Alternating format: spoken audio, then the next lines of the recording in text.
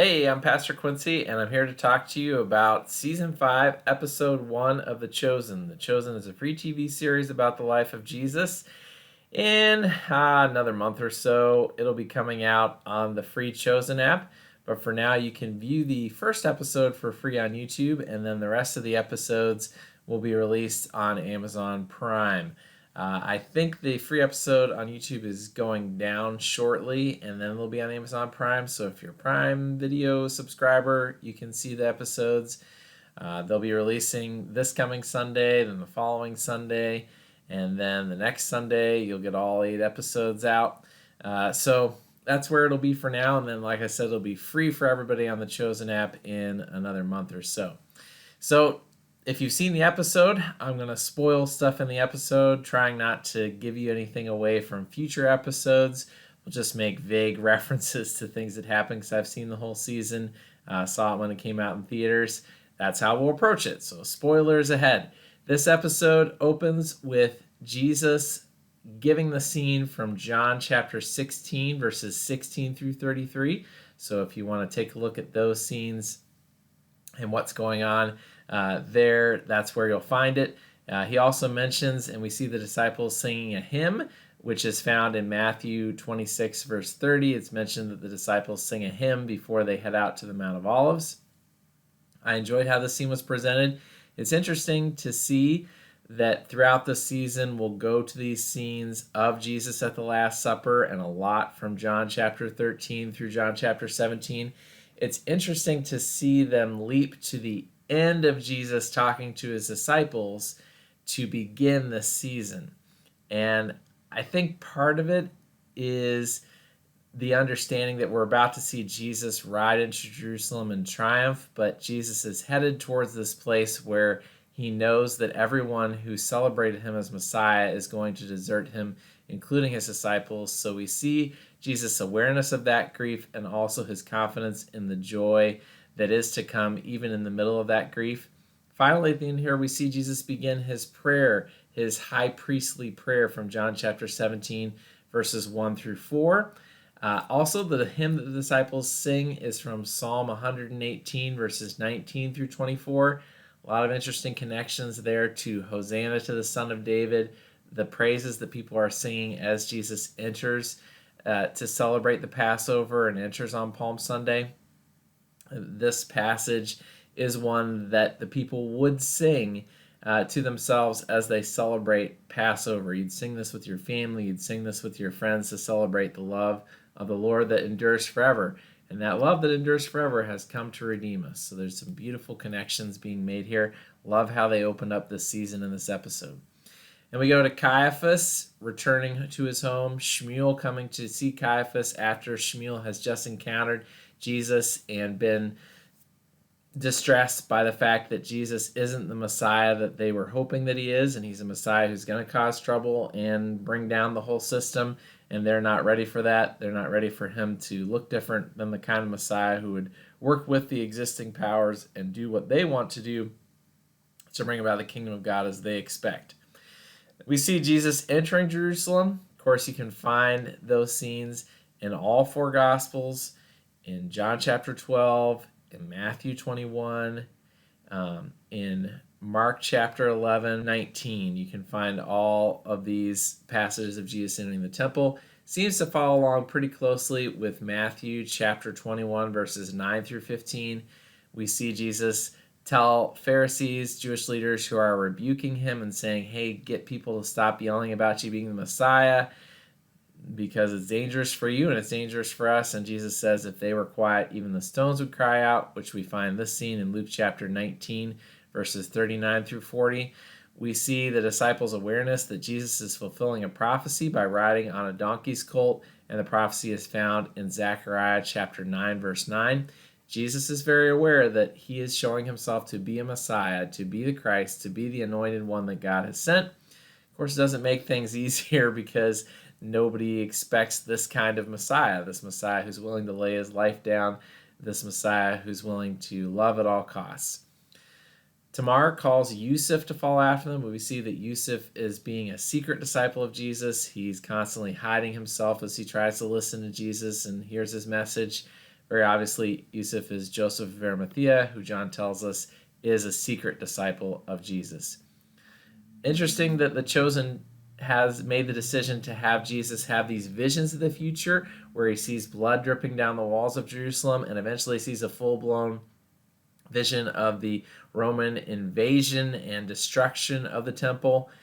I like that. I think they did a good job presenting that. The destruction of the temple in AD 70 was a huge event in the history of God's people. It was a sign to many Christian believers, many Christian Jewish believers, that the temple is no longer where we're going to worship God. Now the temple of God resides within us through the Holy Spirit, bringing us the presence of Jesus, and that Jesus warned that this was going to happen. Jesus warned, if you continue the way that you're living, if you continue to try to find an earthly kingdom, eventually you're going to result in this place where those who live by the sword die by the sword. You're going to have your place taken away from you by the Romans, and I'm trying to help you find the true source of your peace, but you just can't listen to me. And we see Judas living into this mindset. Judas saying, oh, this is the moment. Jesus is finally going to be the military Messiah that I've been expecting.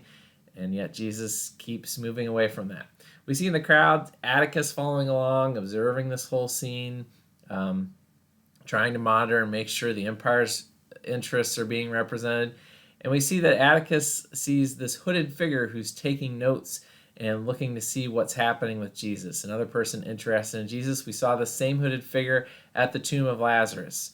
We're going to find out in this season who this person is. The one thing that I want to say is that I had a theory about this person in the last season, and that theory was incorrect. So if you want to see what that theory was, you can go back and look at my video study guides from season 4. I'm not going to tell you who this person is, but I do think that the show does engage in a little bit of red herringism, which I don't love.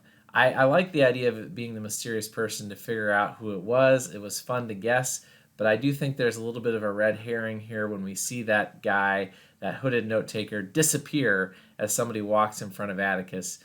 It seems supernatural, and that's something that I think the show chose to do that I didn't necessarily love. We see Barnaby and Shula arrive. They get to meet the disciples. We get to see this scene of the disciples and Jesus hearing from Jesus.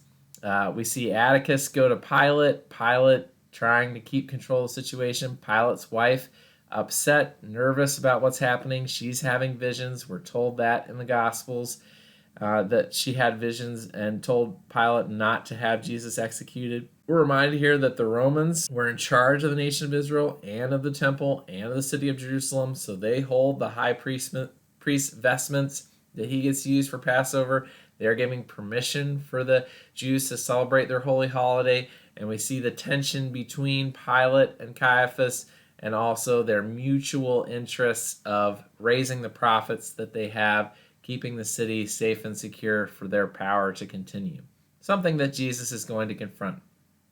Jesus is met by people that he's worked with and ministered with, and we see a scene from John chapter 12, verses 20 through 32, where the Greeks come to Jesus, where Jesus hears from people that he's ministered to along his ministry who've come to the Passover feast to celebrate with him. And we have the scene of God speaking to Jesus in thunder. I thought it was well done how the show chose to do this, because essentially the same thing happens in the passage. God speaks from the clouds. Some people hear God's voice and some people say, no, it was only thunder. And it's part of the understanding that some people have ears to hear and some people don't. Some people still need to be led along the path to hear from the Father about Jesus. We see Jesus and his disciples brought to the home of one of the faithful Gentiles who has not there for the Passover, so they have a safe place to stay.